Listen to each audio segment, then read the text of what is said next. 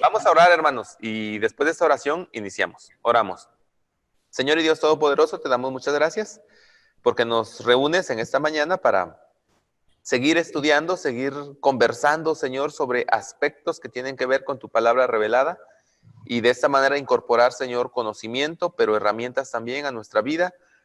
No solamente información, Señor, sino verdades y herramientas que queremos usar para servirte mejor. Señor, aquí estamos, bendícenos y guíanos con tu Espíritu Santo, porque te lo pedimos en el nombre de Jesús. Amén. Amén. Muy bien, hermanos. Estamos empezando la unidad 4. Hemos empezado nuestro curso del Nuevo Testamento. La clase pasada hicimos una introducción al Nuevo Testamento y vimos un panorama muy general de Mateo, un panorama muy general de Lucas, y ahora vamos a ver un panorama también general del Evangelio de Juan. Inmediatamente después empezaremos con el Evangelio de Marcos, el cual sí iremos desglosando más o menos capítulo por capítulo algunas enseñanzas y particularidades del Evangelio que vamos a ir estudiando y aprendiendo, ¿verdad? Entonces, el Evangelio de Juan.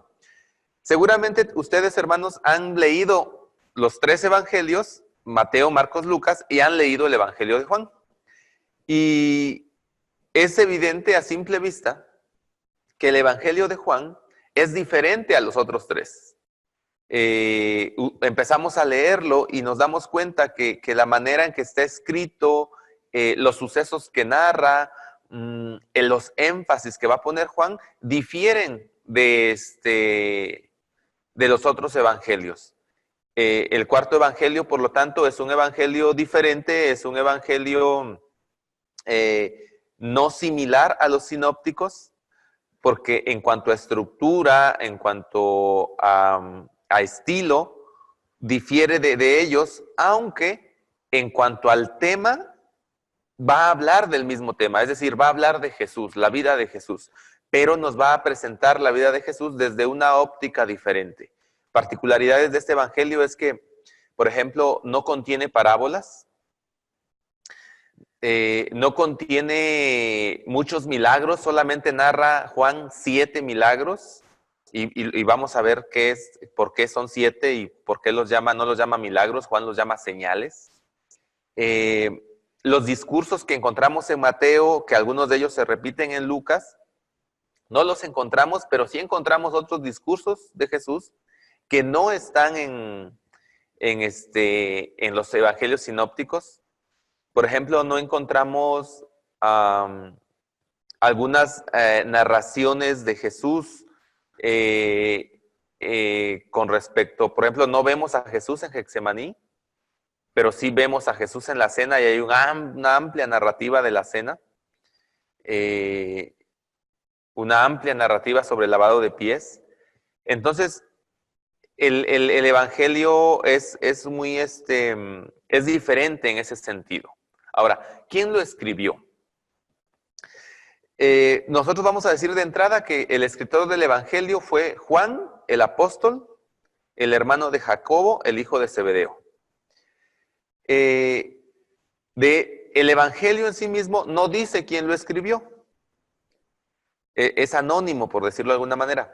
Sin embargo, muy pronto, para el año 180, mediados del siglo segundo, los padres de la iglesia van a decir que el evangelio lo escribió Juan. De hecho, Juan tuvo como discípulo a Policarpo, y Policarpo fue maestro de Ireneo. Entonces, Ireneo va a decir, recordando a Policarpo, que el Evangelio de Juan lo escribió precisamente el apóstol Juan. Papías de Heriápolis va a decir lo mismo. El Código Muratori en Roma, ya para el año 180, 200, va a decir en su introducción a los libros que el Evangelio de Juan fue escrito por Juan. Entonces, hay mucha evidencia externa dentro de los escritores, autores cercanos al siglo I, los padres de la iglesia, que nos dicen que el Evangelio fue escrito por Juan. Ahora, la evidencia interna del libro no nos dice que fue Juan, pero sí apunta a Juan. Primero porque el autor se describe a sí mismo como el discípulo a quien Jesús amaba. Ahora, aquí hay algo bien interesante. Muchos dicen, ¿por qué Juan no escribe su nombre en el evangelio que se le atribuye a él? Y la mayoría dice, por la misma razón que escribieron los otros, que los otros tampoco pusieron su nombre. Como una manera de humildad, de no estarse, de estar ahí promoviéndose a sí mismo. Entonces, él no pone que fue él quien escribió a Juan, el evangelio. El asunto es que hay ahí como una situación que no podemos entender, que alguien diga, bueno, yo, que Juan diga, ¿no? Yo por modestia no voy a poner mi nombre en el evangelio. Nada más voy a poner que era el discípulo que Jesús amaba más, pero mi nombre no lo voy a poner. Entonces ya eso nos hace que pensar, porque no pone su nombre por modestia, pero sí se identifica a sí mismo como el discípulo que Jesús amaba más. Entonces ahí habría una contradicción. Yo voy a decir al rato algo acerca de eso, pero cuando nosotros vemos y leemos los evangelios, la verdad es que el discípulo a quien Jesús amaba más, no porque Jesús amara en diferentes grados, sino por quien tenía probablemente algún tipo de predilección o una relación más cercana, definitivamente sí era Juan. Sí era Juan. Juan estaba entre el grupo de los tres, Pedro, Santiago y Juan. ¿Se acuerdan? El grupo de los tres, el círculo más íntimo de Jesús dentro del grupo apostólico. Entonces, el discípulo amado siempre está asociado con Pedro en las narrativas. Se dice, por ejemplo, Juan dice, ¿no? Y entonces Pedro y el discípulo a quien amaba a Jesús corrieron a la tumba de Jesús. Entonces siempre lo presenta asociado con Pedro. Cuando nosotros revisamos las listas en los otros evangelios, nos damos cuenta que Juan está asociado con Pedro. Por ejemplo, en Hechos. En Hechos, Pedro y Juan son detenidos juntos y van a la cárcel juntos. Pedro y Juan van juntos al templo a orar y cuando se encuentran al paralítico de la Puerta de la Hermosa, etc. Es decir, en la evidencia de los documentos del Nuevo Testamento, nosotros vemos que Pedro y Juan siempre están asociados. Y en los sinópticos encontramos que hay una relación muy cercana entre Pedro, Andrés, Juan y Jacobo, porque aparentemente Zebedeo, el papá de Juan y de Jacobo, tenía una empresa de pesca y Pedro y Andrés, que eran pescadores, trabajaban con él. Entonces, hay una relación muy directa. Entonces, cuando nosotros vemos eso, cuando leemos eso en el Evangelio en los sinópticos, y lo relacionamos con la manera en que el autor al Evangelio de Juan se llama a sí mismo como el discípulo que ama a Jesús, o a quien Jesús ama más, entonces podemos ver que la evidencia entonces sí apunta al hecho de que es Juan. Ahora, otra particularidad en la evidencia interna del libro que nos apunta a Juan es que en el Evangelio de Juan no se menciona el nombre de Juan, no se menciona el nombre de Jacobo y tampoco se menciona a Zebedeo, que es su padre. Entonces, esa es una manera en que los está quitando de la narrativa como para no decir que se está él ahí como que haciendo mucha publicidad o algo así, podríamos entenderlo. Entonces, esto nos lleva entonces definitivamente a pensar que el autor del Evangelio de Juan efectivamente fue Juan. Ahora, personalmente yo considero que Juan el apóstol sí escribió el Evangelio que lleva su nombre, pero que este Evangelio recibió una edición por la que Juan lo escribió y el texto que nosotros tenemos es el de esa edición. ¿Por qué?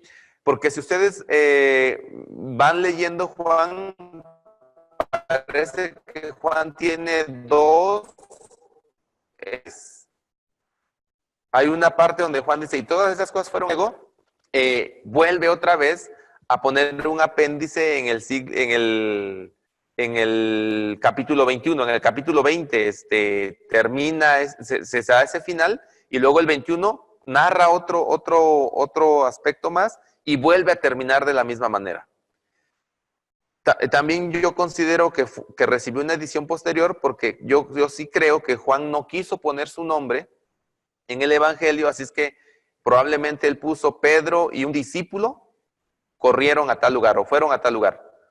Y entonces un discípulo de Juan posteriormente edita el texto y le pone ahí el discípulo que amaba a Jesús, como una manera de, no sé si rendir un homenaje a su maestro o algo así.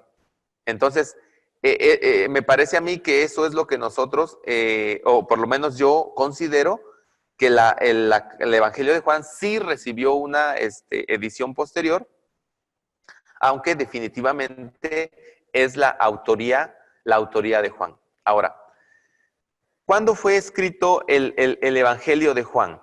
Bien, se cree unánimemente que el Evangelio de Juan fue escrito muy probablemente después del 95, 96, después de Cristo. ¿Por qué? Porque antes de eso Juan está desterrado en Patmos, lo que nos lleva a pensar que Apocalipsis se escribe antes que el Evangelio de Juan. Cuando Domiciano muere, Juan es liberado, regresa a Éfeso, y es en ese intervalo, Juan va a morir más o menos en el 98, 99, muy tarde en el 100. Entonces, la fecha que nos queda a nosotros para el Evangelio de Juan es el 96, 97 probablemente. Es en ese tiempo. Ahora, ¿qué está pasando? Creo que yo lo dije en la clase posterior. En todas las iglesias del norte de África, de Judea, todos ellos tienen en Roma, ellos tienen los evangelios, el que escribió Mateo, el que escribió Lucas, el que escribió Marcos. Pero en Asia Menor y concretamente en Éfeso no tienen un evangelio porque ellos tienen un apóstol. Pero pues ya Juan está muy grande, así es que parece ser que los discípulos de Juan le piden a Juan que escriba el Evangelio. De hecho, me parece que es Papías el que dice que los discípulos de Juan le piden expresamente a Juan y le dicen que por favor escriba, que por favor deje por escrito su relato del Evangelio. Y entonces Juan empieza a hacer eso.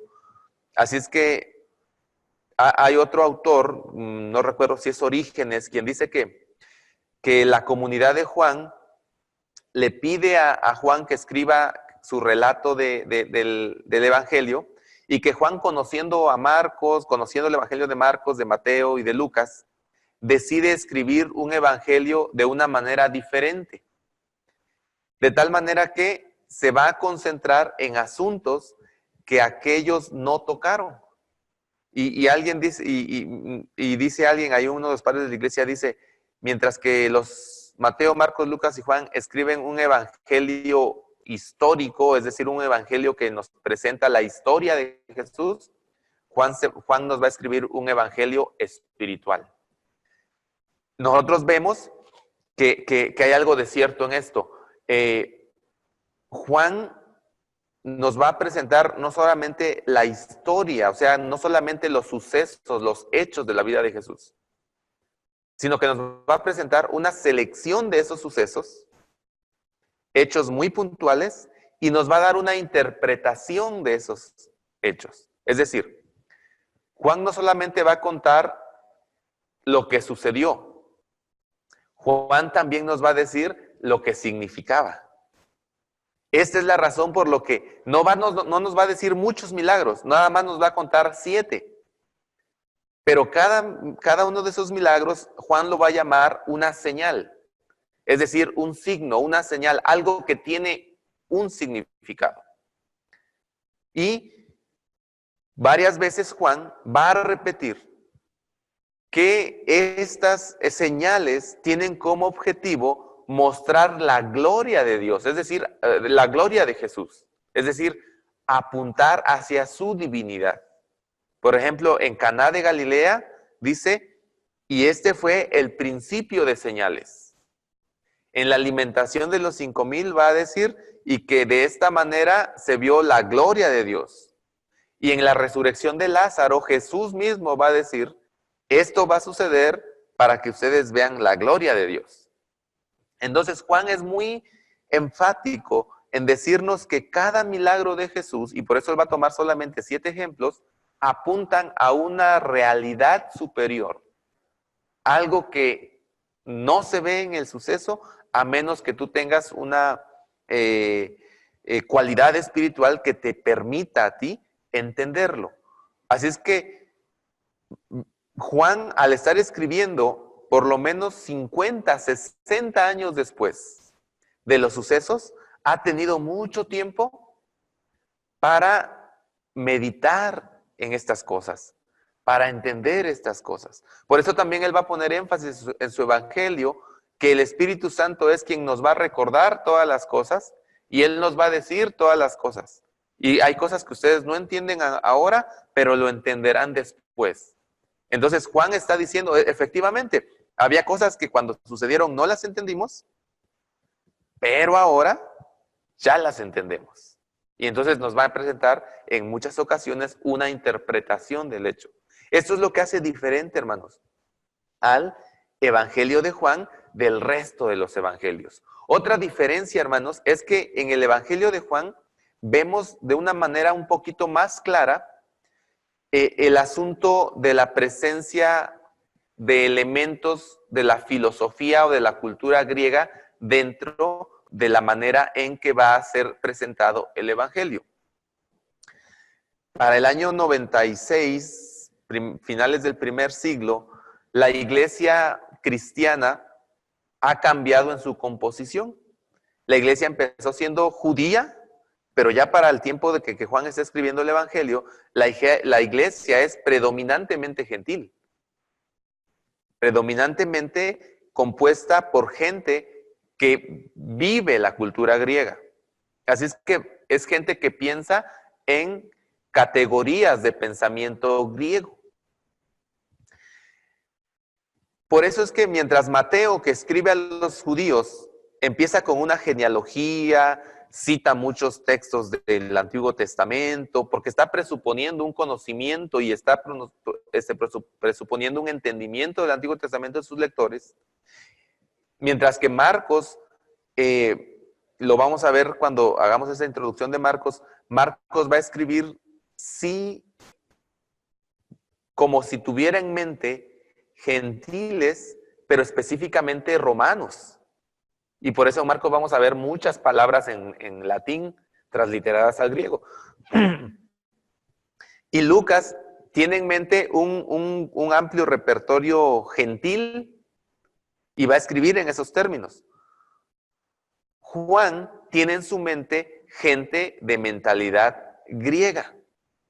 Así es que mientras Mateo específicamente va a hablar de genealogías, va a presentar textos del Antiguo Testamento como evidencia de lo que él les quiere probar, Juan más bien lo que va a hacer es traducir, si podemos usar la expresión, traducir las verdades del Evangelio como él las conoce a las categorías de pensamiento de alguien que viene de una cultura diferente a la judía, en este caso griegos. Esa es una de las razones por la que Juan va a usar el lenguaje que va a usar en el Evangelio de Juan. Y aparte también él tiene en mente un combate a el gnosticismo que está empezando a nacer en esa zona de Asia Menor y que va a ser muy preponderante, muy famoso para el siglo II, pero ya está infiltrándose un incipiente gnosticismo. De hecho, desde Pablo ya hay ciertas bases, pero en el tiempo de Juan ya está más desarrollado y por eso también él va a escribir como va a escribir. Las referencias a Juan el Bautista también las va a escribir porque para el tiempo de Juan desarrollado una escuela, por decirlo de una manera, que dice que el Mesías era Juan en realidad. ¿Se acuerdan ustedes que Pablo se encontró por allá en Asia Menor, muy lejos, a unos discípulos que lo único que habían oído hablar era del bautismo de Juan? Bueno, para el tiempo de Juan, muchos que escucharon a Juan han desarrollado ya toda una escuela de pensamiento donde Juan es el Mesías. Juan va a escribir por eso en su evangelio y nos va a poner allá a Juan el Bautista, él mismo diciendo que no es. Ok, todas estas cosas son las que Juan tiene en mente cuando va a escribir. ¿Y qué particularidades nosotros vemos entonces en su evangelio? Otra cosa también que está sucediendo o ha sucedido ya en el tiempo de Juan y para el tiempo de Juan es muy evidente, es la ruptura entre el judaísmo y el cristianismo. Y para el tiempo de Juan ya hay un conflicto entre cristianos y judíos. Para el tiempo de Juan ya se está haciendo costumbre en las sinagogas de los judíos empezar a maldecir el nombre de Cristo. Entonces, el judío cristiano que todavía puede estar por ahí, tiene que empezar a tomar decisiones con respecto a lo que va a hacer como creyente. Esa es la razón por la que se va a presentar de la manera en que se presenta a Nicodemo como discípulo secreto, a José de Arimatea como discípulo secreto, pero el Evangelio de Juan está diciendo, tú no puedes ser discípulo secreto, tienes que tomar una decisión. Y vemos a Nicodemo y vemos a José de Arimatea al final del Evangelio haciendo pública haciendo público su seguimiento de Cristo. ¿Ok? Todas estas cosas son las que tiene en mente Juan cuando va a escribir su Evangelio. ¿Qué cosas va a incorporar? Juan va a incorporar para poder hacer un puente entre el Evangelio y la cultura griega, va a incorporar categorías griegas. Por ejemplo, es muy inmediato su uso de términos platónicos. En el principio era el verbo, es decir, el uso de la palabra logos. Logos dentro de la filosofía griega tiene un significado mayor, mayúsculo. ¿Por qué? Platón desarrolla la idea de que todo lo que existe en este mundo es resultado de un mundo superior, el mundo de los reales, el mundo que está fuera de nuestro alcance. Y que el creador de ese mundo es una mente maestra, la razón del universo que crea todo eso. Y a esa razón le da el nombre de Logos. Ok, Juan va a presentar a Jesús y les va a decir, tienes razón. Filósofos griegos, ustedes tienen razón. Hay una mente, hay una razón que creó todo lo que existe. ¿Pero qué creen? Esa razón se hizo hombre y es Jesús. Entonces, va a hacer esa aplicación él usando elementos griegos para hacer esa conexión con la cultura griega. Por eso es que en el Evangelio de Juan nosotros vamos a ver, cuando muchas veces en palabras de Jesús, Jesús va a decir, el que viene de arriba, ese es el verdadero. Ustedes están acá abajo, pero si vieran al que viene de arriba, si escucharan al que viene de arriba, entonces tendrían la verdad. Está hablando en términos platónicos. Platón decía que nosotros conocemos una mesa porque en el mundo de los reales hay una mesa. Y todas las mesas que existen aquí son una derivación de esa idea, pero las mesas de aquí son imperfectas. Solamente la mesa que está allá arriba es perfecta. Hebreos va a hacer una aplicación similar cuando dice que todo lo que había acá abajo en el tabernáculo y eso era solamente sombra de lo que había de venir. Esa también es una situación griega, muy platónica también. Entonces, por eso Juan va a usar esto y va a decir, si tú escucharas al que viene de arriba, si tú supieras quién soy, y va a hacer siempre esas categorías, arriba y abajo, o real y no real. Por ejemplo, cuando Jesús va a decir, o en el Evangelio de Juan dice, que Jesús es la luz verdadera, la verdad es que la traducción mejor sería la luz real. La palabra ahí, si no recuerdo mal, aletino, tiene mucha relación con aletia. Aletia es verdad, pero aletino es real. Ahí no dice aletia, dice aletio o aletino. Entonces ahí debería decir la luz real. En lugar del pan verdadero debería decir el pan real. En lugar del yo soy la luz verdadera, yo soy el pan verdadero, yo soy el... Hay otro verdadero que Juan va a decir. No sé si es vida. Debería decir real. Y él está pensando en esos términos platónicos.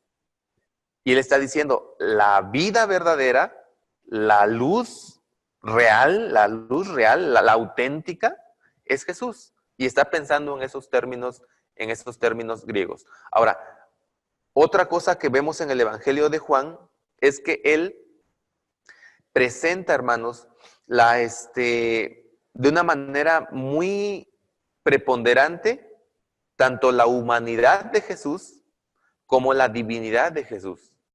Ya dije hace un rato que él va a estar combatiendo el pensamiento gnóstico.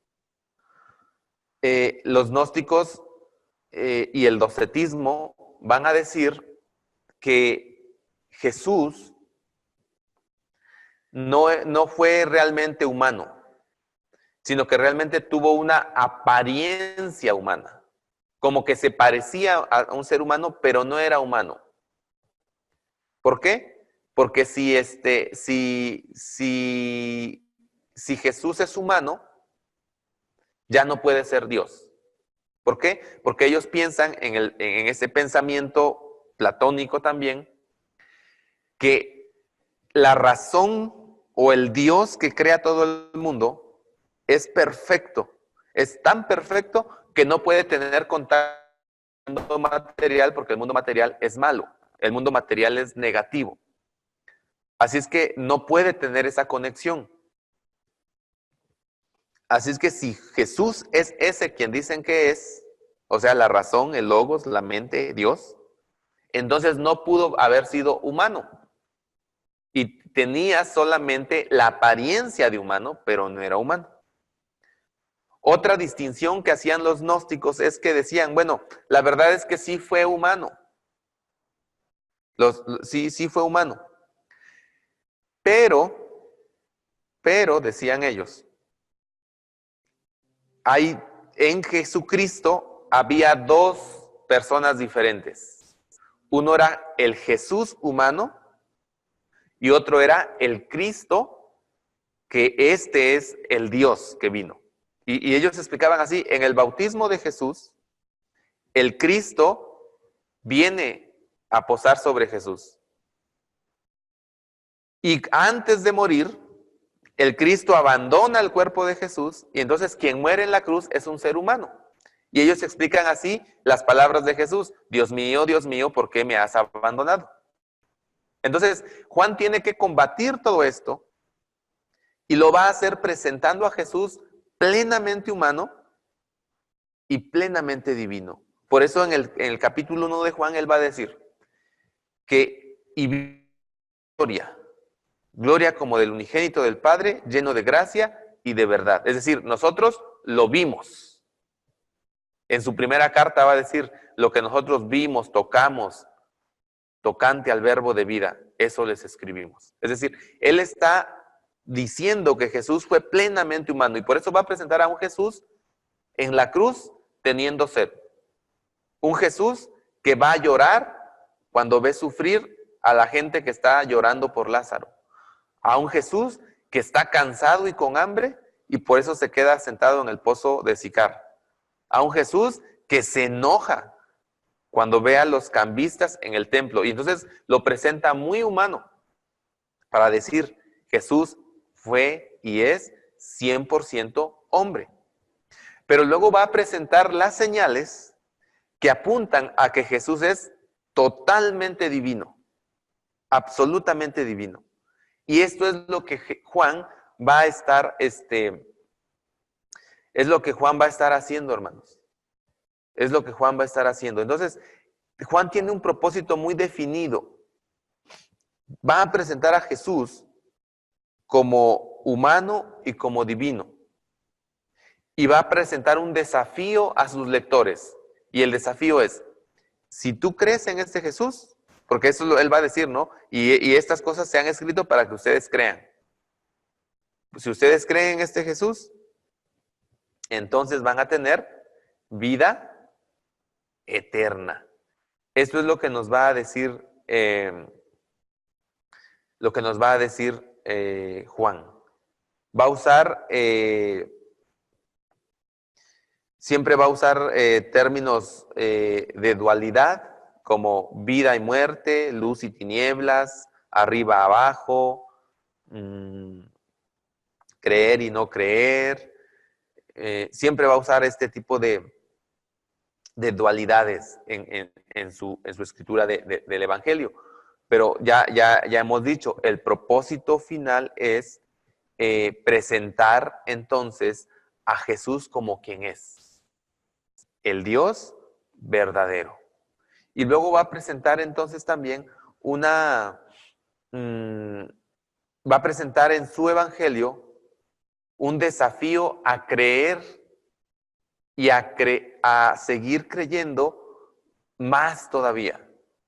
Juan siempre nos va a presentar esta disyuntiva donde nos va a decir, está bien, qué bueno que creas, pero ¿sabes qué? Debes creer más. Y debemos tomar en cuenta que esto lo está diciendo en el contexto de una iglesia que está ya a finales del siglo I y que los testigos oculares de Cristo, los que vieron a Jesús, ya están muriendo o muchos ya están muertos. Probablemente uno de los últimos que está quedando es Juan.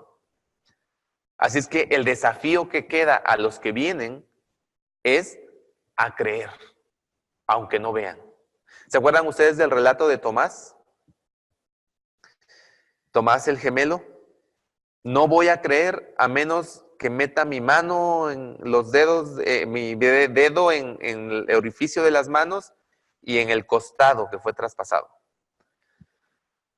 Y entonces Jesús se presenta a él resucitado y entonces lo desafía, ¿no? Y le dice, pues mételo, ¿no? Lo que tú querías. Tomás dice no. Y se humilla, se postra y le adora. Y Jesús le dice, porque viste, Tomás, creíste. Y luego una expresión de Jesús que ya no le está hablando a los discípulos en ese momento. Ahora les está hablando a los discípulos en el momento de Juan. Dichosos los que no vieron y creyeron. Porque le está hablando a una generación de cristianos que ya no son testigos oculares de Cristo. Y el último testigo ocular de Cristo es el anciano Juan, que pues probablemente está muy próximo a morir. Así es que el desafío es a que aunque no hemos visto, nosotros creamos. Y por eso Juan presenta su evangelio y va a presentar las señales para que cada señal nos va a llevar a un crecimiento en nuestra fe y nuestra confianza en aquel de quien Juan nos está contando.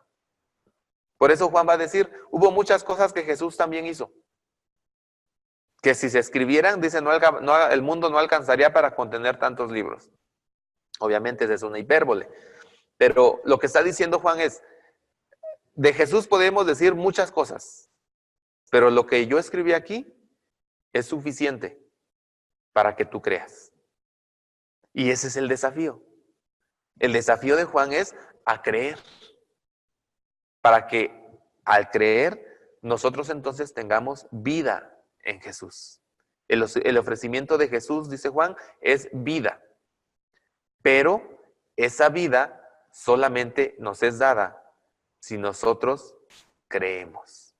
Juan por eso va a presentar el evangelio de esta manera y va a presentar la comisión el comisionamiento de Jesús a sus discípulos, o lo que conocemos como la Gran Comisión, aparece en los 4 evangelios, pero en Juan aparece de una manera muy particular. Jesús les dice a sus discípulos, como el Padre me envió, así los envío yo. Como el Padre me envió, así los envío yo. Mientras que en los otros evangelios, Mateo, por tanto, vayan a discípulos de las naciones, Marcos, ir a todas las naciones y predicar el evangelio, Lucas va a poner la gran comisión en Hechos y me seréis testigos. Juan nos dice, el comisionamiento en Juan es, como el Padre me envió, así los envío yo. Es decir, Jesús es el modelo para el cumplimiento de la gran comisión. Como fue enviado Él, somos enviados nosotros.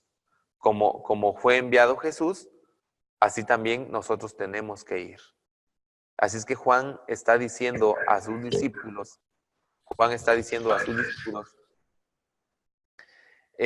que nosotros, a nosotros también nos está diciendo, que nosotros debemos creer, seguir creyendo, aunque no hemos visto a Jesús.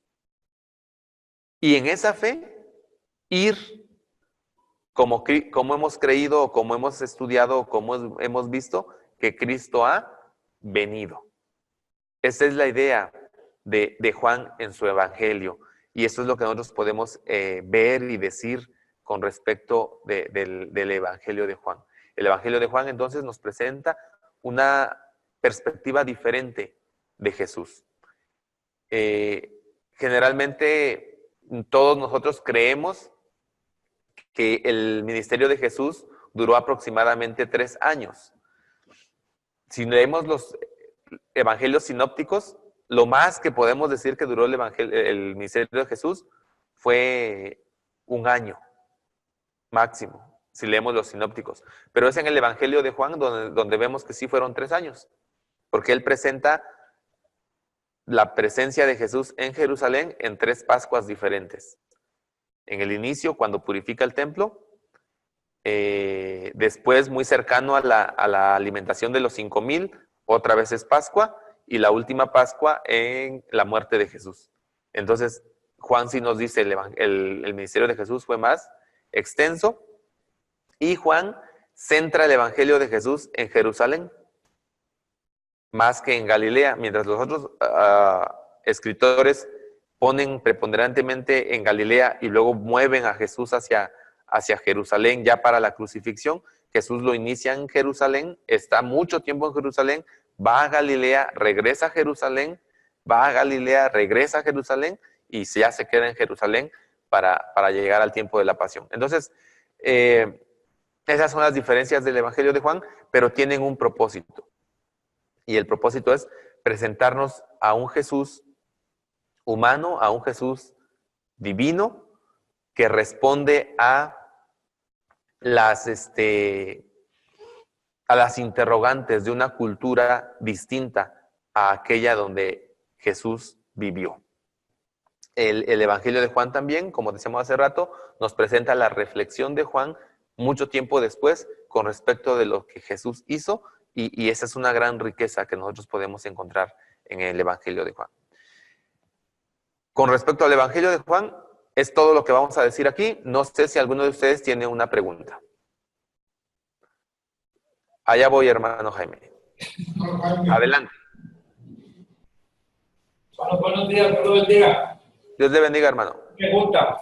Usted dice que Juan ya era un anciano, ¿verdad? Sí. La pregunta, según los registros, ¿Juan pudo conocer a Pablo o no? No sé, hermano. Es igual que lo que dijimos la semana pasada. Es muy seguro que sí. De hecho, yo creo que sí conoció a Pablo. Porque en Gálatas, Pablo dice que se entrevistó con Pedro, con Santiago y con Juan, columnas de la iglesia. Entonces, sí, seguramente lo conoció. Yo no sé si fueron amigos, pero sí lo conoció. Ok, gracias. Se llevaban bien.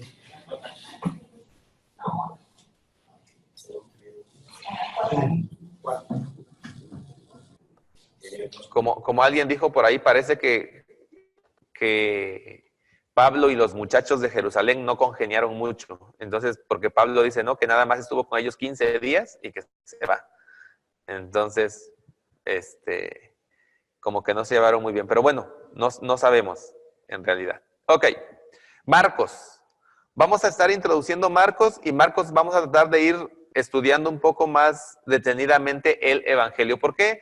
¿Por qué estamos haciendo eso? ¿Por qué se elige Marcos, hermanos? Porque en épocas ya recientes, bueno, recientes estoy hablando mediados del siglo pasado, hacia acá, Marcos, y tal vez un poquito más atrás, el Evangelio de Marcos ha sido objeto de mucho estudio. Y ha sido objeto de mucho estudio y se le considera como uno de los evangelios más importantes, porque se ha llegado a la conclusión que es el primero que se escribió. Entonces, para quienes quieren investigar el asunto del Jesús histórico y todas esas cosas, dicen, en lugar de leer Mateo, pues leamos Marcos, porque Marcos es el que presenta como de primera fuente quién es Jesús. Lo cierto es que el Evangelio de Marcos, pues sí, es muy importante, porque parece ser que al ser escrito primero, es el que da estructura a los otros evangelios, o por lo menos Mateo y Lucas, sí se nota que siguen parte de la narrativa de Lucas o parte de la estructura de Lucas.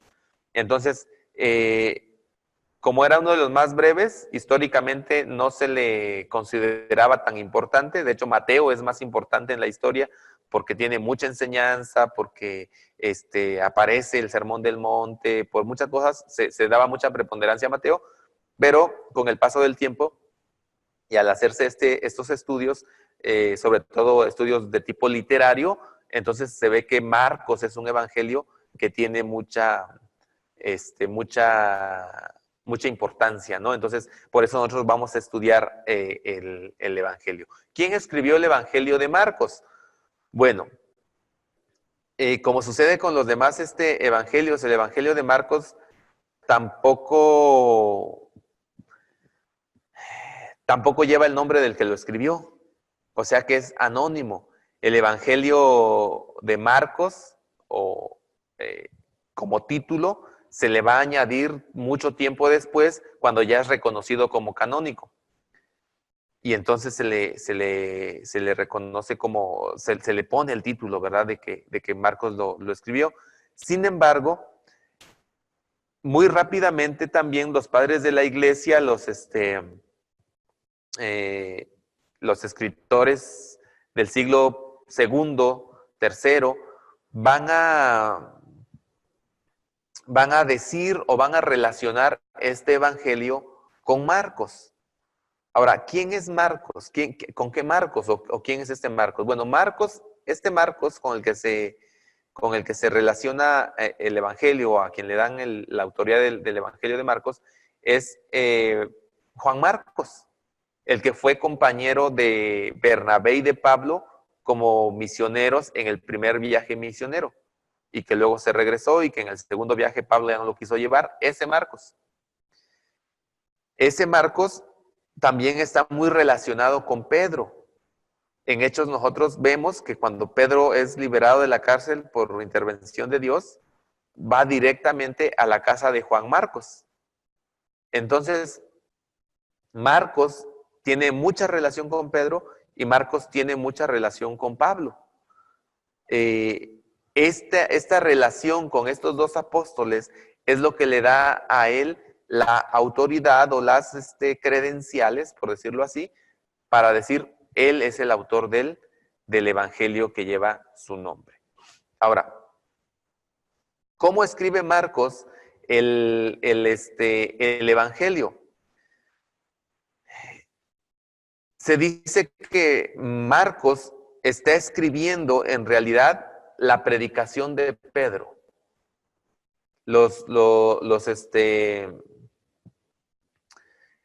autores, padres de la iglesia como Tertuliano, Clemente, Ireneo, van a decir que Marcos escribió su evangelio basado en los recuerdos de Pedro o escribió su evangelio basado en la predicación de Pedro. Nosotros podemos ver al leer el evangelio que efectivamente el escrito sí tiene el sabor de un relato que alguien lo está haciendo desde sus recuerdos. De repente está narrando algo y como que se acordó de algo y lo dice. Que es así como nosotros contamos. Si yo le dijera a usted, a ver, cuénteme cómo fue su infancia, usted me va a estar contando y de repente se va a acordar de algo y también, y me lo va a decir. Marcos está escrito mucho en ese estilo. Y luego va a poner énfasis en detalles que solamente pudo haber visto un testigo ocular o en detalles que tienen que ver más bien con algo que le llamó la atención al que estaba ahí, más que como algo que alguien que recuerda todo. O sea, no todo mundo va a recordar eso, solamente el que lo vio. Por ejemplo, cuál era el ánimo de Jesús, cómo miró Jesús a tal persona, si sintió compasión o no sintió compasión. Ese tipo de cosas las vemos y es solamente porque quien lo está diciendo seguramente él está recordando con detalle. ¿Ok? Entonces, la evidencia externa nos dice que fue Marcos. La evidencia interna nos puede decir que fue Marcos de una manera muy indirecta. Es en Marcos el único lugar donde aparece el relato del joven que salió huyendo desnudo. ¿Se acuerdan ustedes? Ok. Bueno, todo el mundo cree que ese joven que salió huyendo desnudo era Marcos. Y el único que podía saber ese hecho, pues era el mismo Marcos, porque ya no había ningún discípulo en ese momento para verlo. Y es como que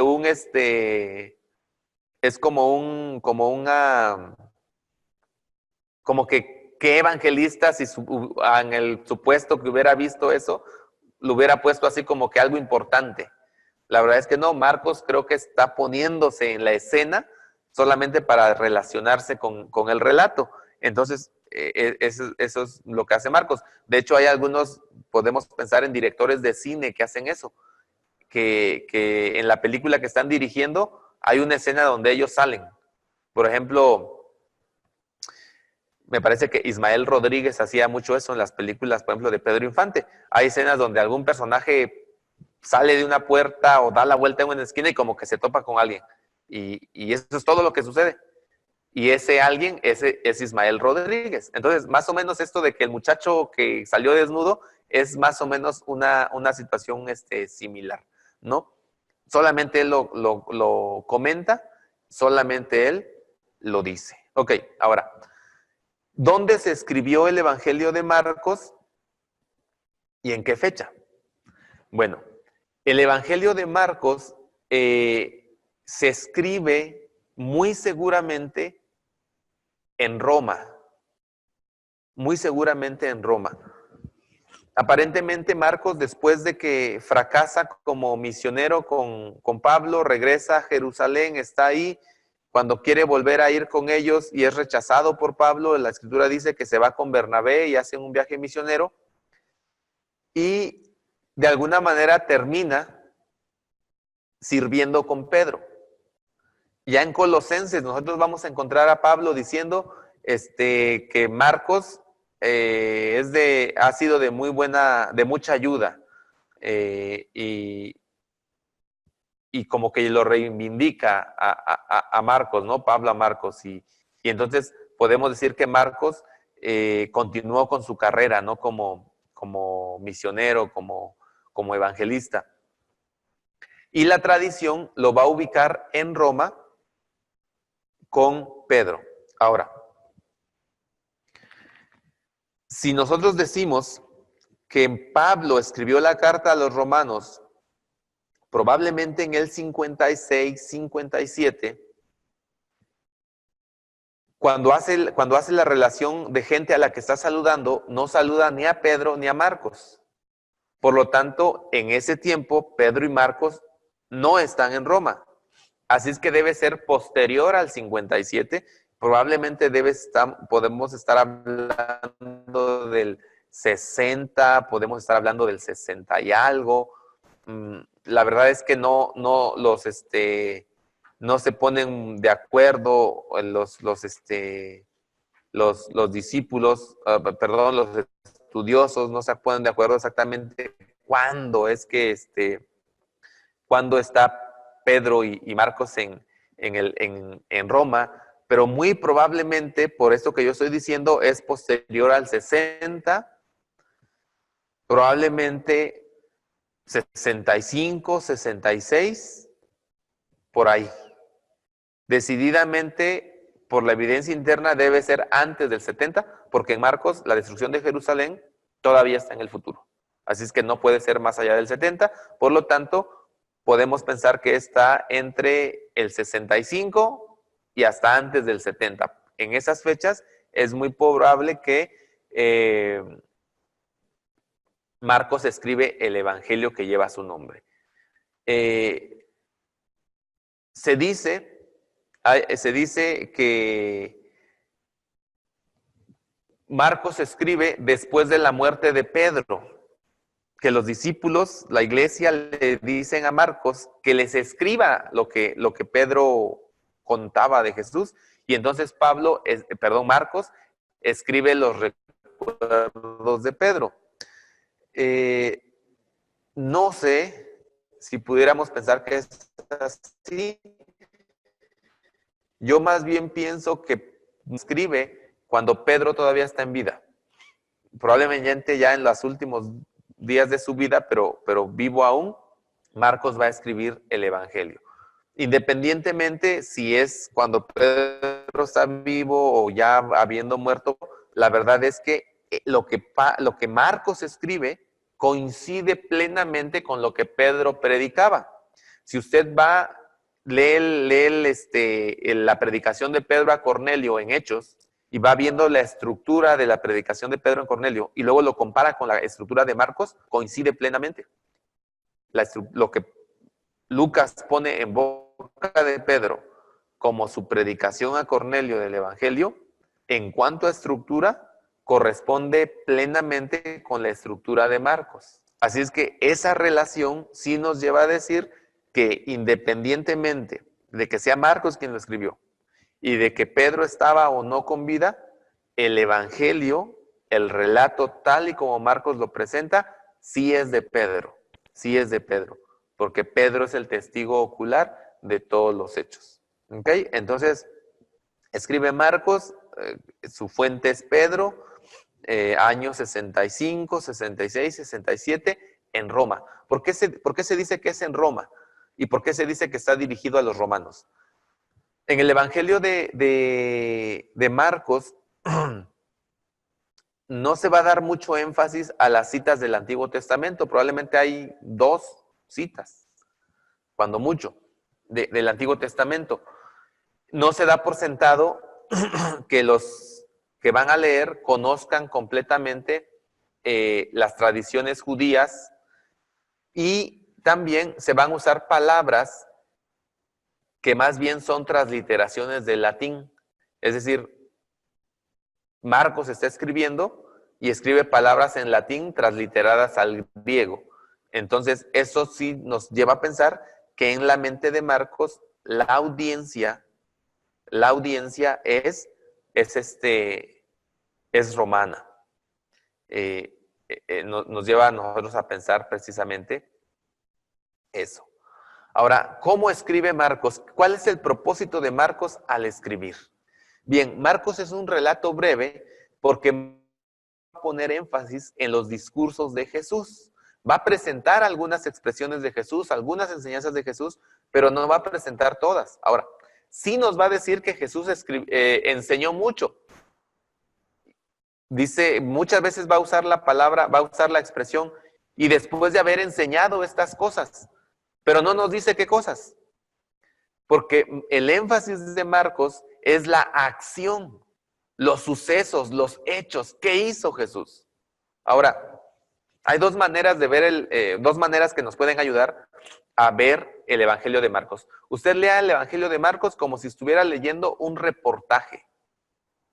Como si usted estuviera leyendo un reportaje en estilo de crónica. Alguien fue, vio un suceso y ahora escribió un reportaje y así lo va a presentar. Por eso es que Marcos pasa de la acción, más de cerca de 30 veces va a usar la expresión luego de estas cosas, inmediatamente después. O sea, haciendo ese énfasis en la acción. Jesús está en acción y no para generalmente. Entonces, presenta el reportaje, lo presenta en tipo reportaje, va a presentar situaciones muy vívidas como el testigo ocular y se va a hacer preguntas que se estaría haciendo el lector. Por ejemplo, ¿quién es este que aún los mares le obedecen? Pone eso en boca de los discípulos, pero eso es algo que es una pregunta que el lector también se está haciendo. Cuando le narra que el mar le obedeció, el lector se está preguntando, pero entonces, ¿quién es este? Y él va a probar quién es.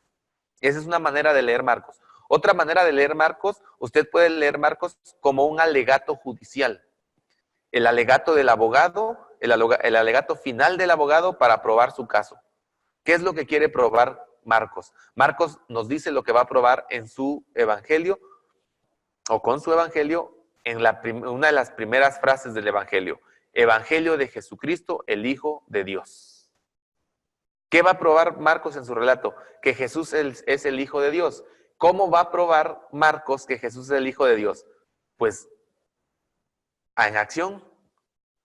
Lo va a presentar actuando, haciendo milagros, curaciones, derrotando al demonio.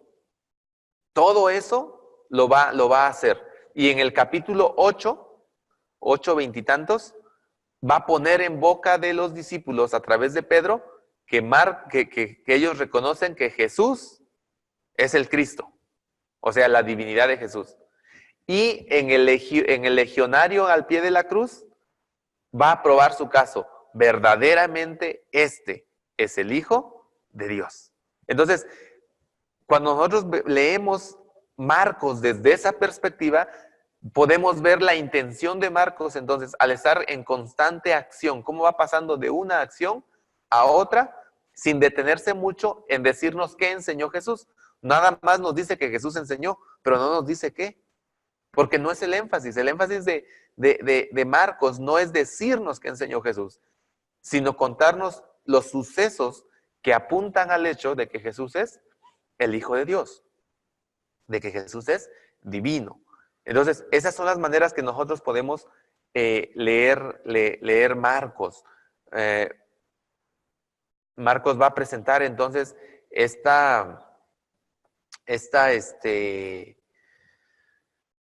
¿cómo se llama? Esta vida de Jesús de acción. Alguien ha dicho que Marcos es el evangelio para el misionero. El misionero que está yendo acá y allá, lee Marcos y se identifica porque Jesús está en constante acción. Y después de esto se fue para allá, y después de esto se fue para allá. ¿Se acuerdan? En Marcos te busca la gente. Y Jesús, vámonos al otro pueblo porque a eso he venido. Entonces ya no se queda con aquellos que querían que se quedara a curarlos porque él tiene que ir a otros pueblos. Es el evangelio del misionero. Y entonces dicen que el evangelio de Juan es el evangelio del teólogo. No va a ir, no está interesado en la acción, está interesado en el significado. Mejor nos sentamos y vamos a reflexionar. Jesús hizo este milagro, ¿qué significa? Ese es Juan. Es más hacia lo teológico, hacia la reflexión. Marcos es hacia la acción completamente. Marcos quiere que nosotros nos entusiasmemos, nos emocionemos al ver cómo Jesús está constantemente en acción y además en una acción donde está derrotando la enfermedad, está derrotando al enemigo, está yendo incluso en contra de las adversidades, pero Él está venciendo. Entonces, al presentarnos de esta manera, Él nos quiere convencer de quién es Jesús. Jesús es el Hijo de Dios. Esas dos maneras podemos nosotros, desde estas dos perspectivas, nosotros podemos leer Marcos. y sería muy bueno que usted haga el ejercicio. Piense, a ver, estoy frente al alegato de un abogado que está presentando su caso al tribunal y va a probar que Jesús es Dios. Voy a leerlo desde esa perspectiva. O estoy leyendo el reportaje de un testigo ocular de lo que ha sucedido y me lo está contando y voy a leerlo desde esa perspectiva.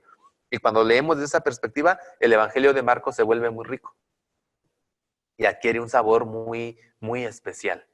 Yo sí le diría, léalo así. Juan, léalo usted diciendo, ok, estoy leyendo no solamente la historia de Jesús, sino el significado de la historia de Jesús después de 60 años de reflexión del apóstol Juan. Y usted va a encontrar un sabor diferente en Juan. Y lo mismo con Lucas, ¿no? Usted puede decir, estoy leyendo el relato de un hombre que quiere presentar a Jesús como el universal, a los gentiles, el que acepta a los desamparados. Y lee Lucas desde esa perspectiva y usted entiende por qué Lucas escribió como escribió Lucas.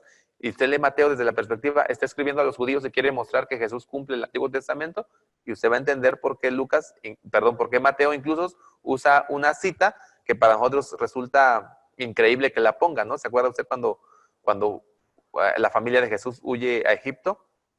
Y él dice, y eso se sucedió para que se cumpliera lo que había dicho el profeta: de Egipto llamé a mi hijo. Bien, usted va a la referencia y es Oseas. Y cuando va a Oseas, no tiene nada que ver. Se está refiriendo a la cautividad de Israel como pueblo en Egipto. Y no tiene nada que ver con el Evangelio, pero él lo está interpretando así. Porque o porque está presentando sus pruebas de que él llena todo eso. Entonces, esto es lo que sucede con los Evangelios, particularmente Marcos.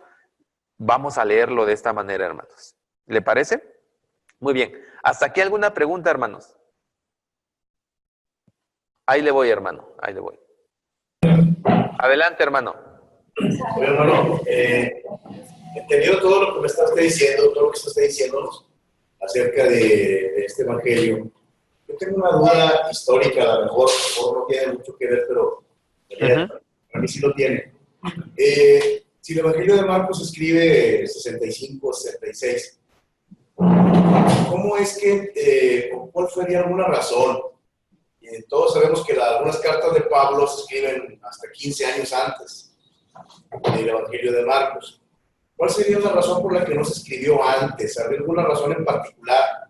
Sé que se evangelizaba a través de los libros antiguos, Isaías, por ejemplo.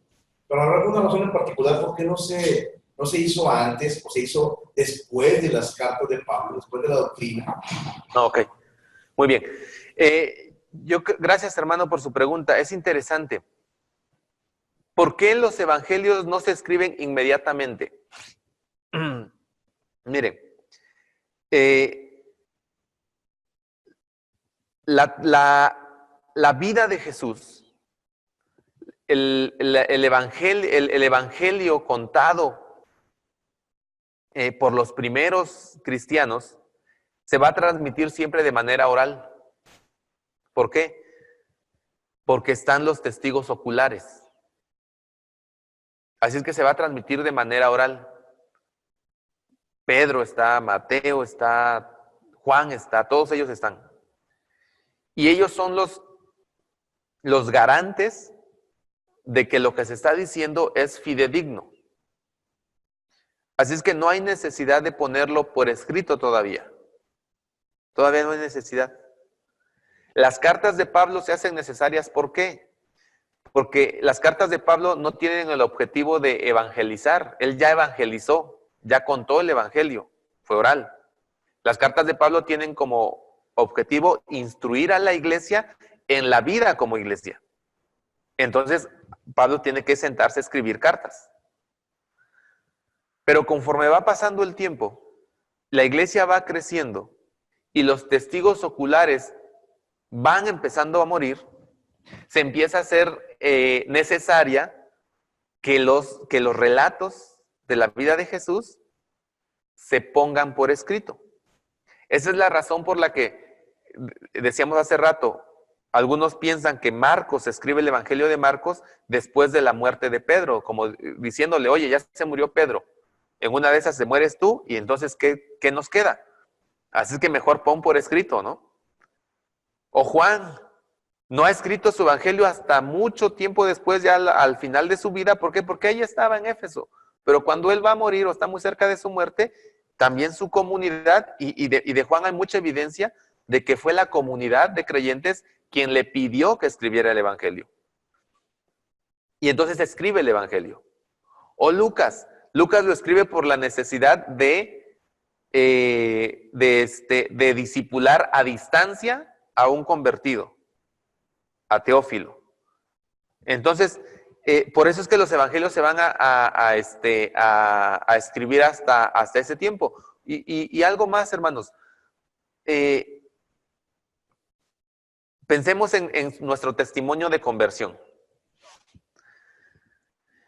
Cuando usted tenía 2 meses de convertido, usted contaba su testimonio de conversión de una manera. Pero al año, usted lo contaba diferente. El mismo suceso, diferente.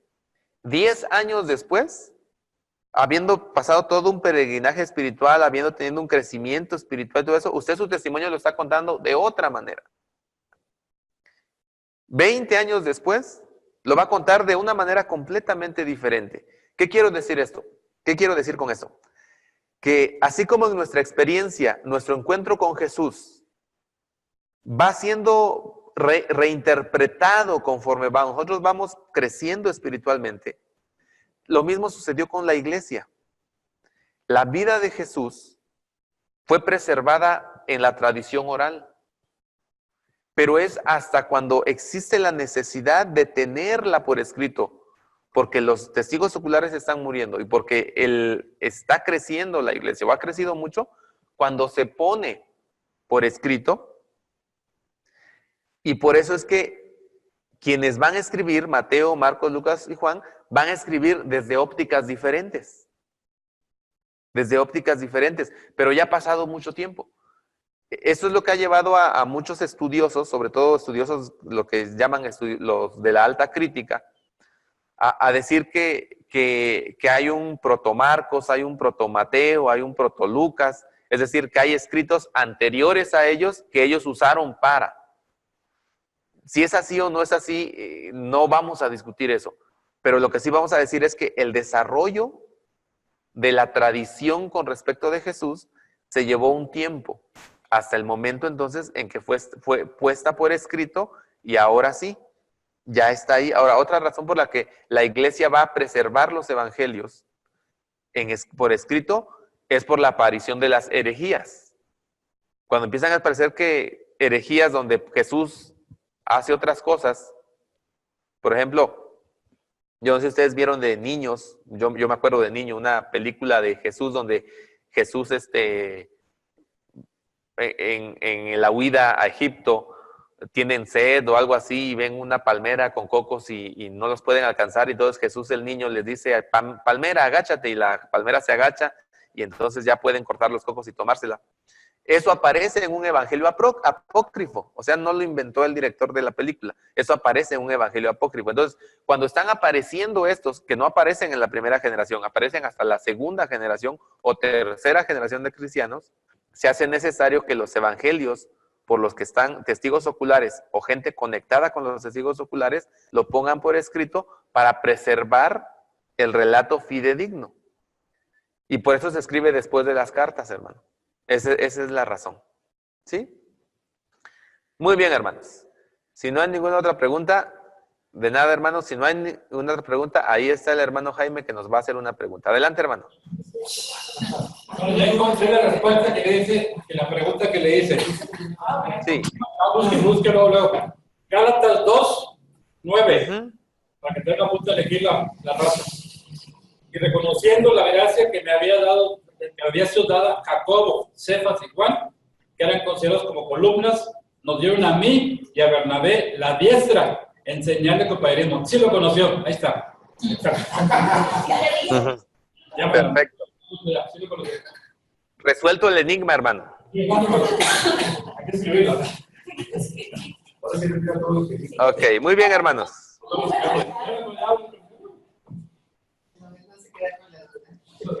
Ahora sí, entramos al Evangelio de Mateo. Perdón, Marcos. Otra particularidad del Evangelio de Marcos, hermanos, que se me había olvidado decirles. Otra particularidad del Evangelio de Marcos, hermanos, es que en el Evangelio de Marcos, mire usted algo interesante. Ahora, si esta es la predicación de Pedro como creemos que Pedro ha cambiado mucho en su carácter, en algunas cosas. En el Evangelio de Marcos es donde encontramos a los discípulos constantemente equivocándose, constantemente cometiendo errores, constantemente no dando la talla, con el corazón endurecido, como que ellos también dudan de Jesús. Y esto es bien importante, porque si los evangelios fueron escritos para discipular, entonces están presentando no a los discípulos, a los apóstoles, como unos superapóstoles, sino los están presentando como unos discípulos de carne y hueso, muy humanos y muy similares a probablemente a aquellos discípulos a quienes se les está escribiendo el evangelio. Y nos va a presentar a ellos como débiles espiritualmente, cometiendo errores, equivocándose, y precisamente por eso sí son un modelo para nosotros, hermanos. Si ellos fueran perfectos, ni usted ni yo creeríamos que algún día podríamos ser como ellos. Pero cuando los vemos en Marcos equivocándose, pero creciendo, entonces nos damos cuenta que sí son el modelo que debemos seguir. Porque también nosotros nos equivocamos, también nosotros fallamos, pero podemos crecer como crecieron ellos. Y creo que aquí lo que vemos también es a unos discípulos de carne y hueso. No vemos a unos superapóstoles, como probablemente pudiéramos en algún momento imaginar.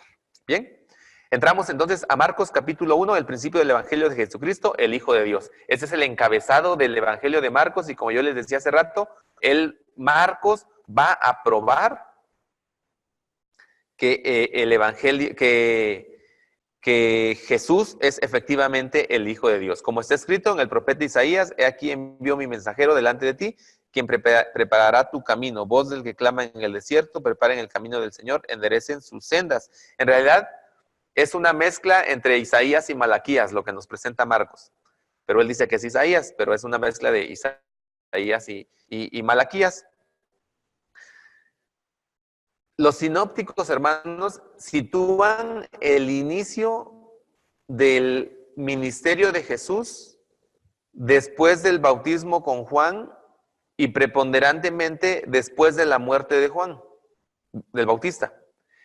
Sin embargo, el Evangelio de Juan sitúa el comienzo del discipulado o del ministerio público de Jesús antes, mucho antes del evangelio, de la muerte de Juan y antes también del bautismo con Juan. Es una diferencia que hay entre los sinópticos y Juan. Y entonces Juan el Bautista aparece predicando el arrepentimiento del pecado y es presentado entonces de esta manera la aparición de Jesús o el ministerio de Jesús o Jesús mismo como el cumplimiento de las profecías del Antiguo Testamento. Mateo es el que va a dar mayor énfasis a esto. Mateo es el que constantemente nos va a decir, pero Marcos también lo presenta de esta manera, diciendo Jesús es el cumplimiento de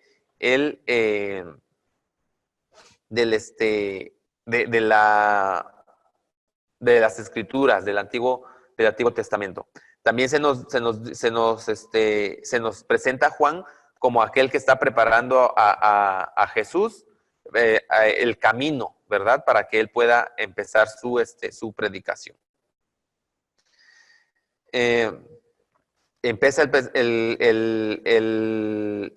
el ministerio de Jesús con el bautismo de Jesús. Jesús en el bautismo se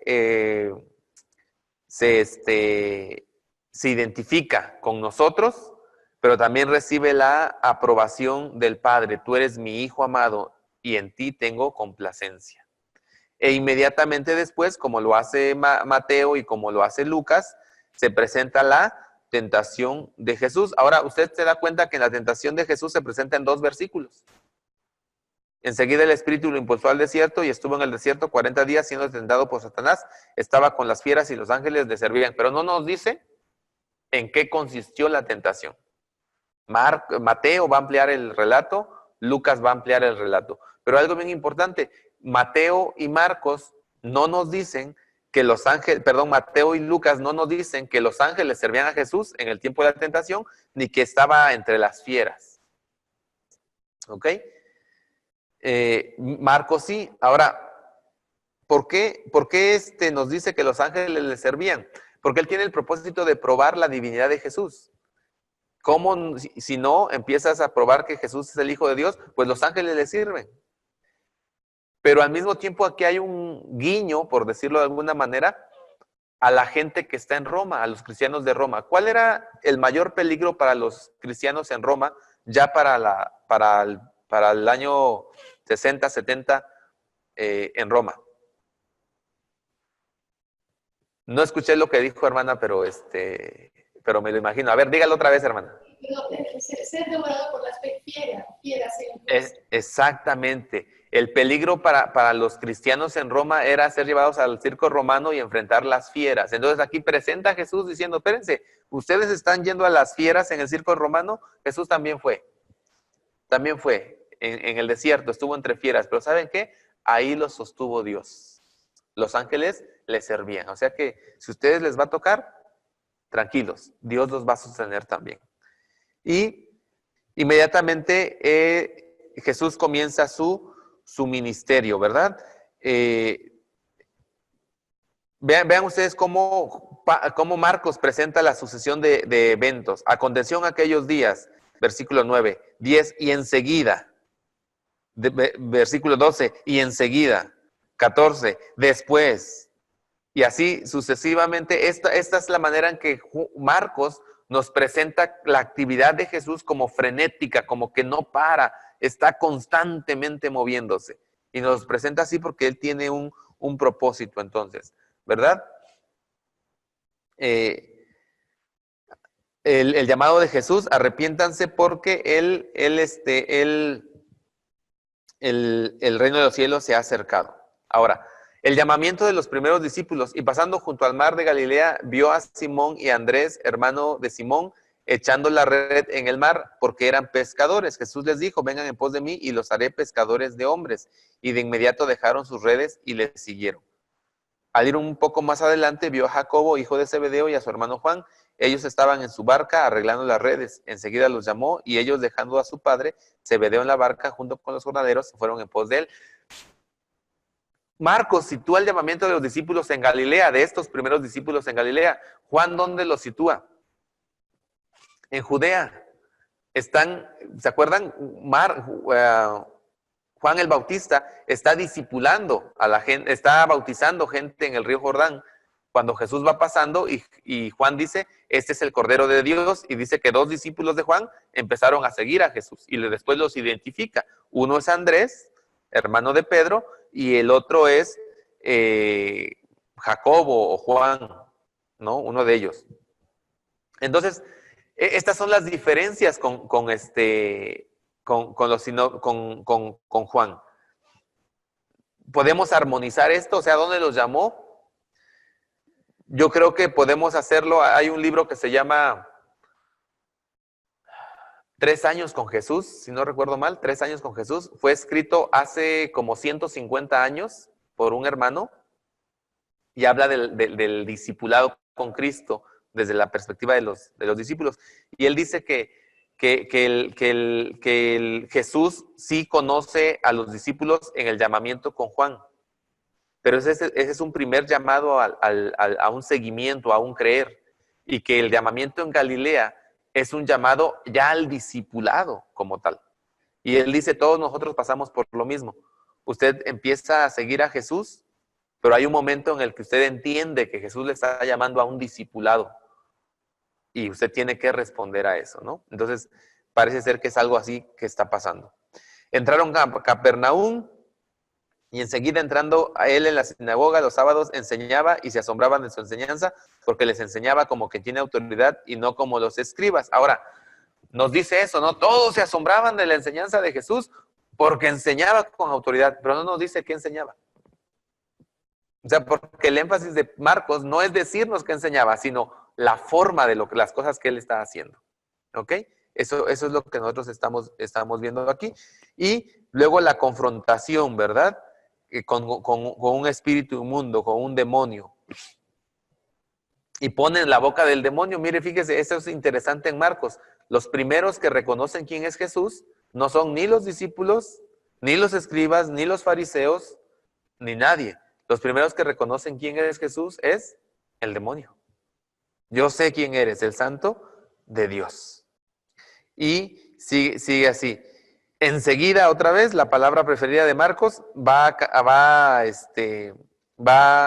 dice, fueron con Jacobo y Juan a la casa de Simón y Andrés. La suegra de Simón estaba en cama y dice que la curó. Y ya en este solo relato, primer capítulo, nosotros vemos a Jesús venciendo a Satanás en el desierto, venciendo al endemoniado, sanando a una persona. Muy rápidamente vemos toda esta acción de Jesús.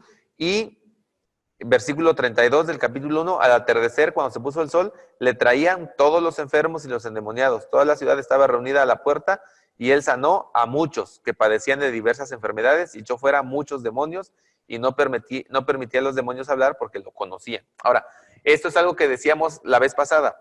Mateo y Lucas van a corregir, por decirlo así, a Marcos, porque él dice que vinieron, traían todos los enfermos y todos los endemoniados.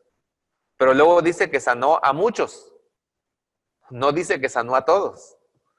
Mateo va a cambiar eso y va a decir que sanó a todos. Esa es una diferencia entre Marcos y Mateo y por eso sí es una evidencia de que Marcos fue escrito antes que Mateo y Mateo está mejorando el relato de Marcos. Muy bien. Luego Jesús, todos te buscan y él respondió, vamos a otra parte. Jesús, los discípulos diciendo, oye, todos te buscan y tú andas por aquí orando, ¿no? Mejor te vas a orar en lugar de atenderlos.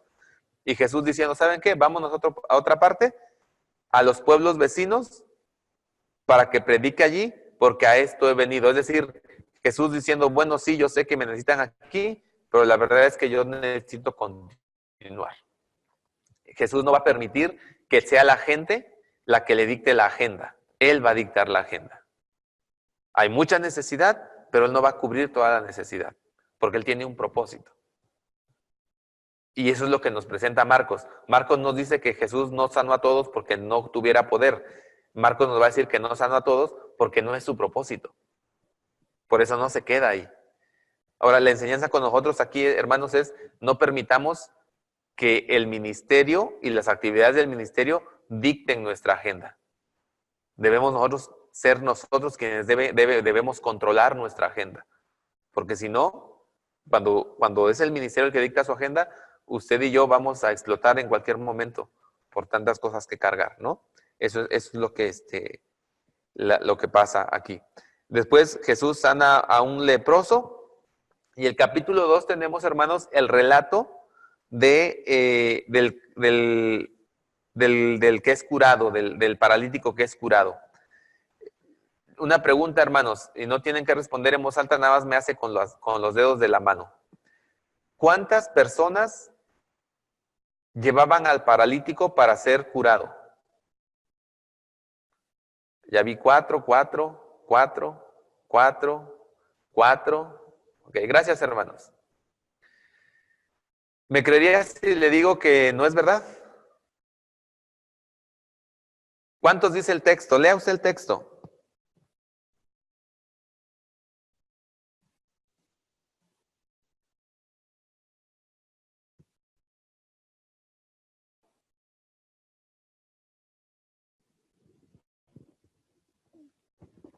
¿Cómo dice, hermano?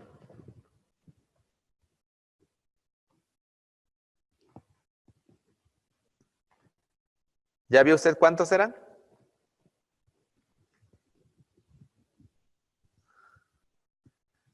A ver, ¿quién quiere leerlos en Reina Valera? A ver, hermana, usted que ya tiene la Biblia ahí. Verso, capítulo 2, verso 3 dice, entonces vinieron a él unos trayendo un paralítico que era cargado por 4. Ajá, hasta ahí, hermano. ¿Ya ve cómo nosotros nos vamos inmediatamente con la finta? ¿Cuántos llevaban al paralítico? 4. No, el texto no dice que eran 4. Dice que iban unos y de todos esos unos, 4 iban cargando el paralítico. ¿Sí ve mi punto? No eran 4, hermanos, eran más de 4. No sabemos cuántos. Lo único que Marcos nos aclara era que 4 lo iban cargando, pero él dice, trajeron a unos a un paralítico que era cargado por 4. Si siempre fueron 4, ¿para qué nos dice unos y para qué luego nos aclara que eran 4? No, trajeron a un paralítico unos y 4 lo cargaban. O sea, este es otro elemento que a nosotros nos dice que este es un recuerdo. Él está diciendo, vinieron unos trayendo un paralítico y de repente se acuerda, lo venían cargando 4. Este dato es lo que nos dice que está recordando en ese momento en la predicación Pedro. Entonces, no eran 4, hermanos, eran más de 4. Pero a mí me encanta la idea que el relato nos diga que eran más de 4, porque a mí este relato a mí me da mucho para pensar, hermanos, en el trabajo de la iglesia. Imagínese usted esos 4 que van cargando. Si eran más de 4, pregunta, ¿se habrán peleado en el camino de por qué nada más nosotros venimos cargando si somos 10? No sé si hicieron eso. O a lo mejor en el camino se iban cambiando, ¿no? Ya me tocó a mí, ahora te toca a ti, y se iban cambiando. No sabemos. No sé, hermanos. Pero lo que a mí me parece, hermanos, es que nosotros debemos ver en este ejemplo nada más el trabajo de nosotros como iglesia. No son 4 los que deben llevar al paralítico. Deben ser más, deben ser todos. Pero dentro de todos esos que van a llevar al paralítico, dentro de todos los que quieren que el paralítico sane, no a todos les va a tocar hacer lo mismo. Mire, esta es la razón porque, si uno dice es que lo iban cargando 4, y entonces, ¿cómo lo subieron al techo? O sea, lo dejaron en el suelo, se subieron los 4, destaparon ahí, y luego se volvieron a bajar y lo volvieron. No, es que eran más. Y mientras estos 4 siguen cargando al paralítico, seguramente otros tantos están subidos en el techo para jalarlo, para hacer el hoyo. El trabajo que ellos hicieron sí requiere que haya más. Pero para mí una de las enseñanzas ahí es el trabajo en equipo, hermanos. Debemos trabajar en equipo, pero no a todos nos va a tocar hacer lo mismo. A algunos les va a tocar cargar el paralítico, probablemente van a sufrir más, pero a otros les va a tocar subirse al techo y a otros les va a tocar cargar al paralítico, jalar al paralítico, bajar al paralítico. Pero es un trabajo en equipo, hermanos. Es algo que nosotros debemos considerar en nuestro trabajo como iglesia. Se trata de un equipo. No le carguemos la mano a los 4 que siempre cargan. Si usted es de los 4 que siempre cargan, sígalo haciendo, hermano. Felicidades. Si usted es de los que no cargan, no le cargue la mano a los que ya cargan. Y si usted es de los que carga, no juzgue a los que aparentemente no están cargando, porque a lo mejor están cumpliendo otra encomienda. Pero la idea es que aprendamos que somos un equipo. Y que cuando Jesús va a hacer algo, hermanos, Él va a ver el corazón de todo el equipo. Porque dice el relato que al ver Jesús, la fe de ellos.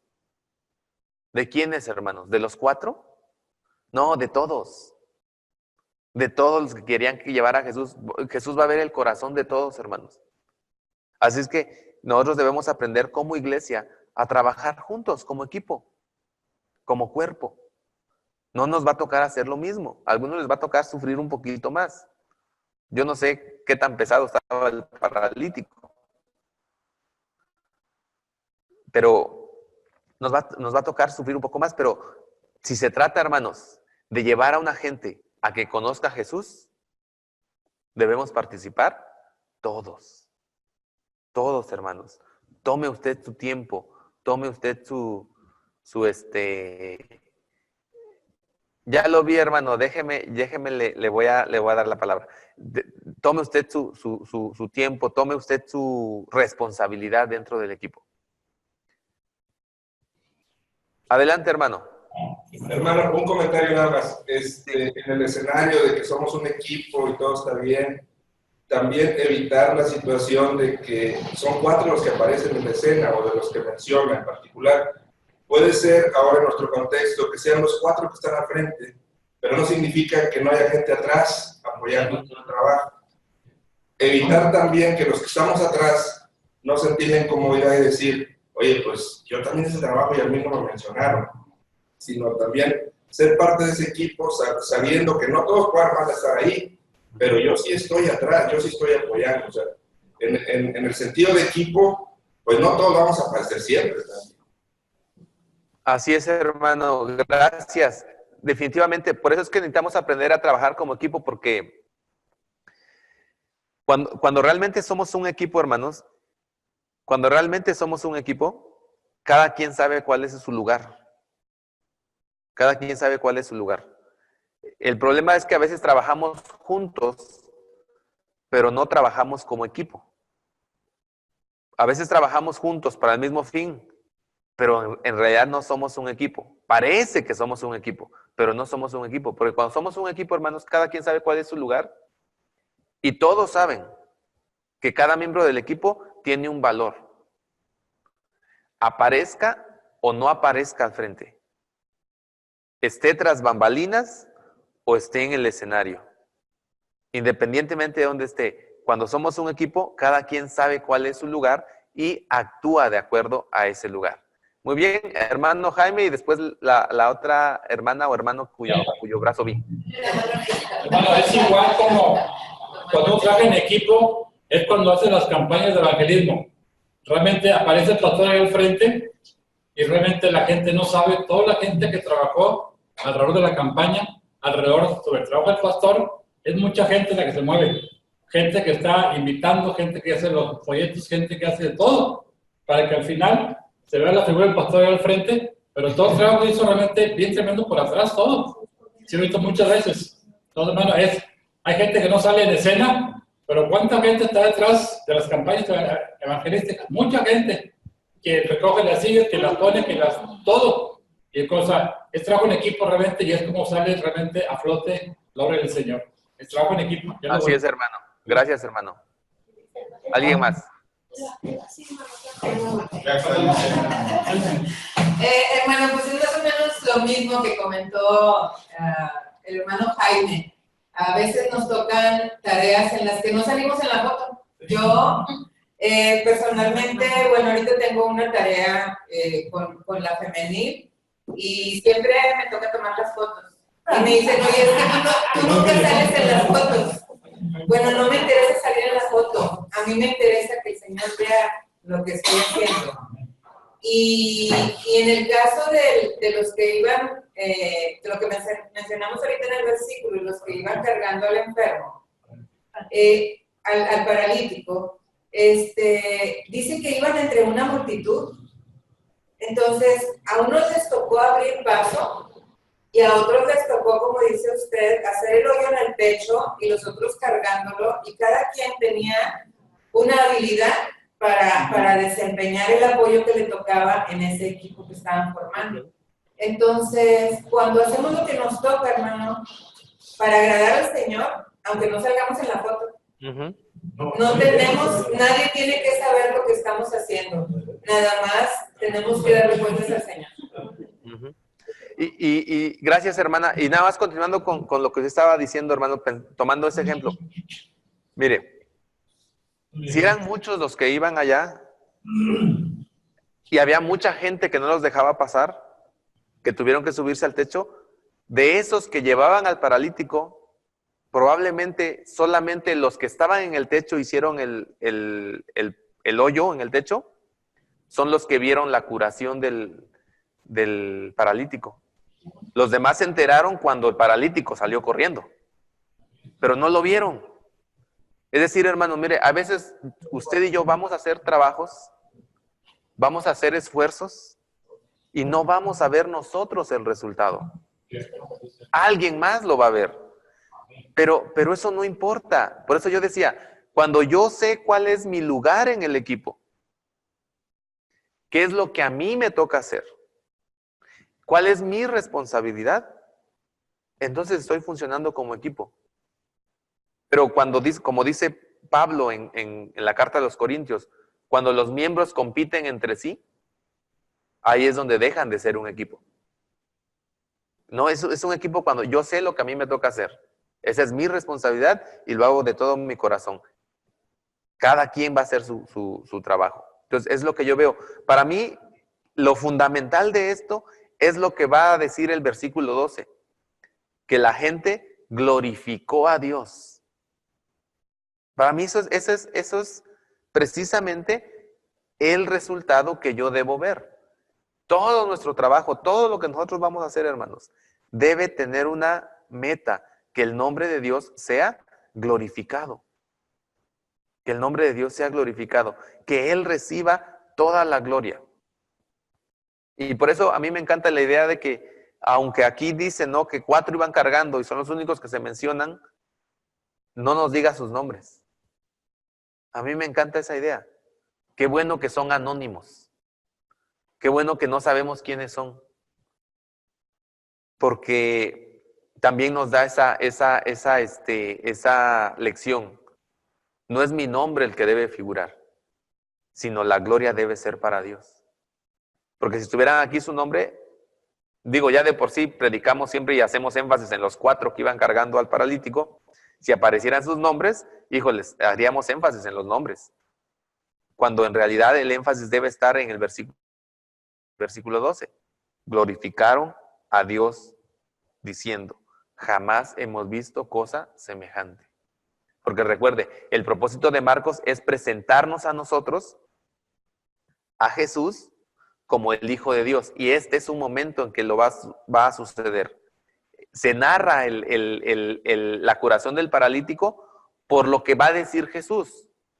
¿Se acuerda? Jesús le va a decir, tus pecados te son perdonados. Y entonces aquellos en su mente van a decir, ¿quién es este? ¿Por qué perdona pecados? Nada más Dios puede perdonar pecados. Ahora Jesús va a probar que Él es Dios. Y les va a decir que es más fácil decirle solamente, tus pecados te son perdonados, o decirle, toma, levántate y anda. Bueno, pues para que vean que yo sí soy quien ustedes dicen que no soy. Le dice al paralítico, levántate, toma tu camilla y vete. Es decir, el milagro está contado por Marcos en el contexto de probar que Jesús efectivamente es el Hijo de Dios, o probar que Jesús es Dios. En ese contexto está contada el milagro.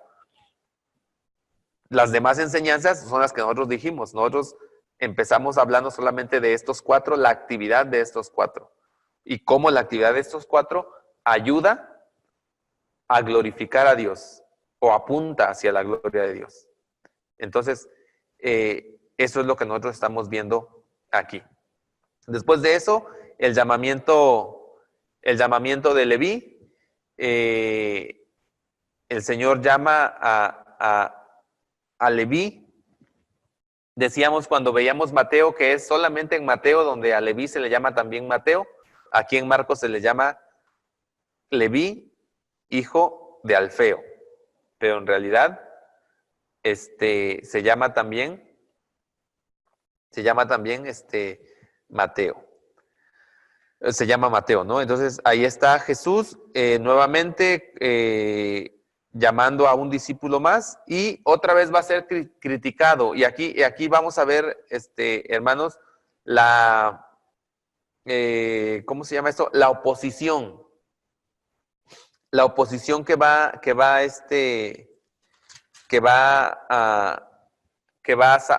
estar enfrentando Jesús. Los fariseos otra vez se vuelven a oponer a él por el hecho de convivir con un publicano, con un fariseo.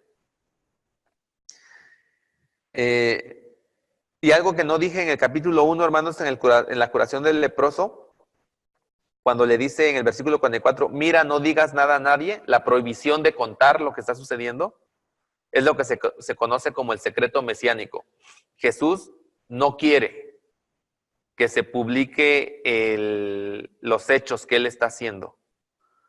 Tiene que guardarse en secreto. Obviamente que no sucede, ¿verdad? Parece que entre más les dice no lo digan, más lo dicen. Pero la intención de Jesús es que no se sepa, que no se publique lo que él está haciendo. El secreto mesiánico del que se ha hablado. Seguimos entonces con la narrativa, el enfrentamiento. Vienen las preguntas sobre el ayuno. ¿Por qué tus discípulos no ayunan? Nosotros sí, los discípulos de Juan también ayunan, pero tú no ayunas, ellos no ayunan. Y entonces aquí esto lo aprovecha Jesús para hablar acerca del cambio. Jesús está hablando de una nueva época. Aquí se está inaugurando una nueva época, es lo que está diciendo Jesús. Nadie echa el vino nuevo en odres viejos. Más bien, el vino nuevo va en odres nuevos para que se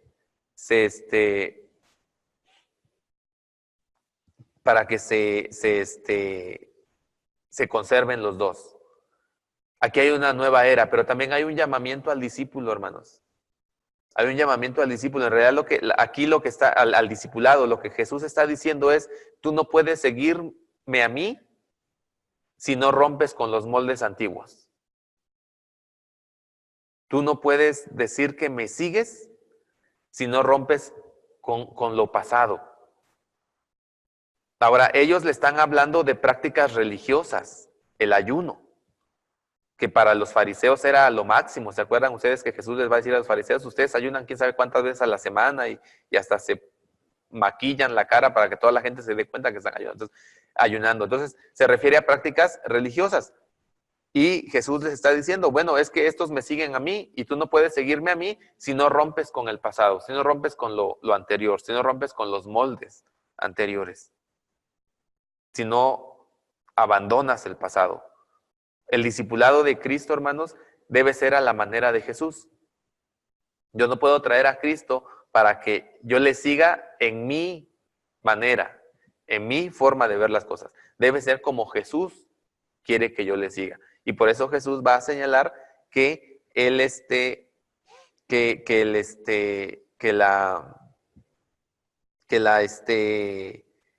ha cambiado la época. Y para probarlo, Marcos va a darnos dos relatos de Jesús con sus discípulos, aparentemente trabajando en sábado, y Jesús curando en sábado. Y él está diciendo: es que es otra época. Es otra época diferente. Y cierra esas enseñanzas y ese último milagro con la expresión de una mujer que dice: tú eres el Hijo de Dios. En el 3:11. ¿Se da cuenta? Marcos empezó su evangelio de Jesucristo, el Hijo de Dios. ¿Quién fue el primero que dijo que era el Hijo de Dios? Un demonio. Ahora, ¿quién es el segundo que va a decir que es el Hijo de Dios?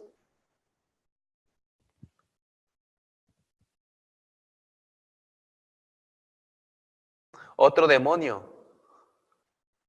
Otro demonio. O sea, hasta aquí los únicos que están reconociendo la divinidad de Jesús son los demonios. Ni los discípulos ni los judíos, sino los demonios. Y el siguiente relato es la elección de los 12 apóstoles. Vamos a dejar hasta aquí, hermanos, y el próximo sábado continuamos con el relato de los 12, del llamamiento de los 12 apóstoles. A mí me interesa que platiquemos un poco al respecto. ¿Les parece? ¿Sí? Muy bien. Bueno, ¿alguna pregunta o algún comentario, hermanos? ¿No? Dice el hermano Jaime, adiós. Dice que él. Yo creo que estaba diciendo adiós. Cuando dice Juan 9, 2 y 3. Y le respondieron sus discípulos diciendo, Rabí, ¿quién pecó? ¿Estos sus padres para que haya nacido ciego? Respondió Jesús, no es que pecó este ni sus padres, sino para que la obra de Dios se manifieste en él. Así pasa muchas veces, hermano. Es para que la honra de Dios salga manifestada. Lo haga quien lo haga. Predique. La honra es para Dios. Y así debe ser, ¿verdad? Amén. Así es, hermano. Amén.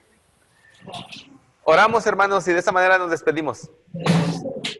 Señor y Dios Todopoderoso, te damos muchas gracias por este día, gracias por este tiempo que hemos estado en esta clase. Te pedimos, Padre Eterno, que lo que hemos estado reflexionando, aprendiendo el día de hoy, tú lo uses, Señor, para nuestro crecimiento espiritual, para nuestra madurez, Señor, y para un mejor servicio hacia ti. Bendice a mis hermanos, ayúdalos, sé con ellos, Padre Eterno, y usa también sus vidas, Señor. Guárdalos también del mal. Y Padre, para nuestros hermanos que no vimos conectados, Señor, también sé con ellos, por favor. Te lo suplicamos. Gracias, Dios. En el nombre de Jesús. Amén. Dios les bendiga, hermanos. Que estén muy bien. Hasta luego.